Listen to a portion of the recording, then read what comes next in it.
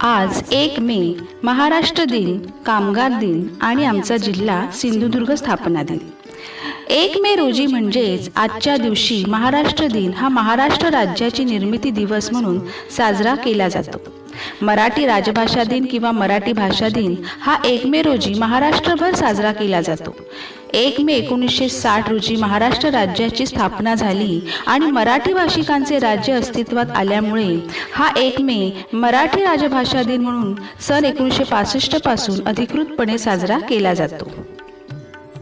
बदलवून टाकू आमचा महाराष्ट्र सारा, वर्ष होऊ इथे घामाच्या अहोरात्र धारा। आज कामगार दिनाच्या सर्व कष्टकरी बांधवांना खूप खूप शुभेच्छा। आम्हाला अभिमान आहे महाराष्ट्रीय असण्याचा, आम्हाला गर्व आहे मराठी भाषेचा।